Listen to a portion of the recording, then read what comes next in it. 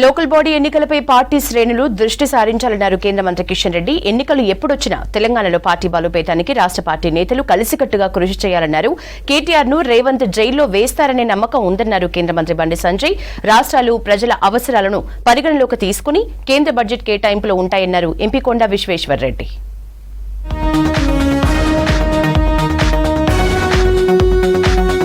BJP state president మార్పు విషయంలో అధిష్టానం సరైన టైంలో నిర్ణయం తీసుకుంటుంది అన్నారు కేంద్ర మంత్రి కిషన్ రెడ్డి.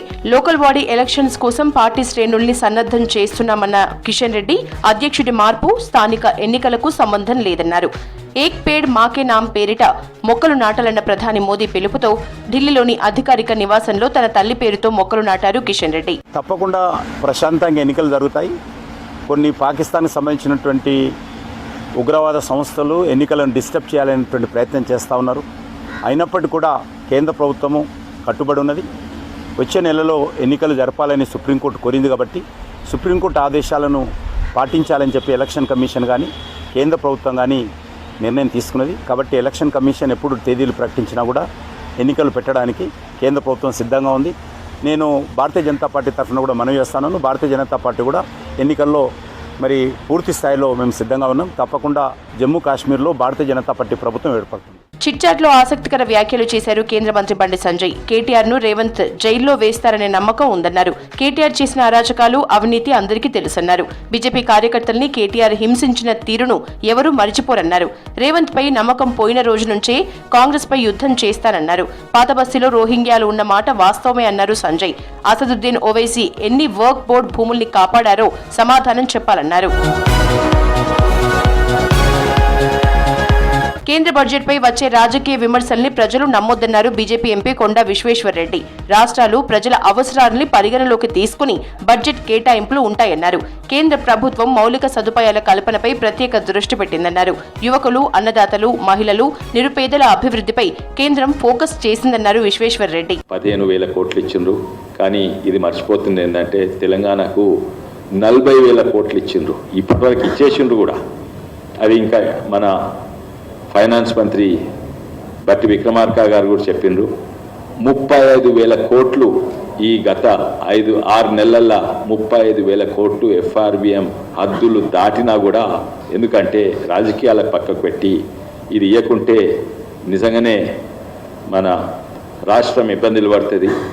కరెంటుకు పైసలు ఉండయి, పెన్షన్లకు పైసలు ఉన్నాయని 35,000 కోట్లు ఇచ్చింది. సుంకిసాల ప్రాజెక్టు రిటర్నింగ్ వాల్ కూలిన కాంట్రాక్టర్ పై చర్యలు ఏవని ప్రశ్నించారు బీజేపీ శాసనసభాపక్ష నేత ఏలిటి మహేశ్వర్ రెడ్డి.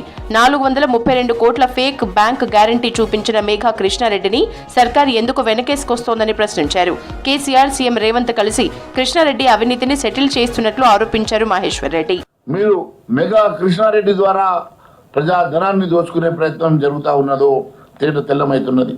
సుంకిసాల ప్రాజెక్టు చేసినటువంటి మెగా కృష్ణారెడ్డి మీద తక్షణమే ప్రభుత్వం చర్యలు తీసుకోవాలి. బాధ్యులైనటువంటి కాంట్రాక్టర్ని వెంటనే బ్లాక్ లిస్ట్ లో పెట్టాలని చెప్పి మేము డిమాండ్ చేస్తా ఉన్నాం. ప్రాజెక్టు మున్సిపల్ శాఖ పరిధిలోకి వస్తుంది, ముఖ్యమంత్రి గారి పరిధిలోకి వస్తుంది. కాబట్టి ముఖ్యమంత్రి గారు బాధ్యత తీసుకుని దీని మీద ఒక ఎంక్వైరీ కమిటీ వేసి, విజిలెన్స్ కమిటీ వేసి, మరి గతంలో ఉన్నటువంటి ఆరోపణలన్నీ కూడా కలిసి కాళేశ్వరంతో పాటు ఇవన్నీ కూడా సిబిఐకి ఇవ్వాలని చెప్పి మేము డిమాండ్ చేస్తా ఉన్నాం. రాష్ట్ర ప్రభుత్వం గ్రామ పరిపాలన గాలి కొదిలేసిందన్నారు సిర్పూరు ఎమ్మెల్యే పాల్వాయి హరీష్ బాబు. పంచాయతీల్లో సర్పంచులు లేకపోవడంతో పాలనా బాధ్యతల్ని గ్రామ కార్యదర్శులకు అప్పచెప్పారన్నారు. 9 నెలల్లో పంచాయతీరాజ్ శాఖ మంత్రి సీతక్క గ్రామాలకు ₹1 నిధులు కేటాయించలేదన్నారు. రాష్ట్రంలో గిరిజన బతుకులు దయనీయ పరిస్థితుల్లో ఉన్నాయన్నారు హరీష్ బాబు. ప్రసవం ఆసుపత్రిలో జరగాల్సిన ప్రసవం ఆ వాగొడ్డుకు ఆ ఇసుకలోనే జరిగింది. పర్యవసానంగా ఆ పుట్టిన శిశువు మృతి చెందడం జరిగింది. గిరిజనుల పరిస్థితి ఇట్లా ఉంటే వీళ్ళు వేడుకలు, పండుగలు, పబ్బాలు చేసుకొని సంకలు గుద్దుకోగానే సరిపోదు అనే విషయాన్ని మనం ఇంకా గుర్తించాల్సిన అవసరం ఉన్నది. సీతక్క గారు ఏం చెప్తారు, త్వరలో 4 ఏళ్లలో ప్రతి ఊరికి తారు రోడ్లు, వాగులపై వంతెనలు. ఆదివాసులకు ఏదో మెసేజ్ ఇచ్చే ప్రయత్నం చేస్తున్నారు, కానీ వాస్తవ పరిస్థితులు పూర్తిగా విరుద్ధంగా ఉన్నాయి. రాష్ట్రంలో ఇటీవల ఏర్పడిన అసెంబ్లీ ఎన్నికల్లో 8 ఎమ్మెల్యే సీట్లు గెలిచిన బీజేపీ స్థానిక సంస్థల ఎన్నికలపై ఇప్పటి నుంచే కసరత్తు మొదలుపెట్టింది.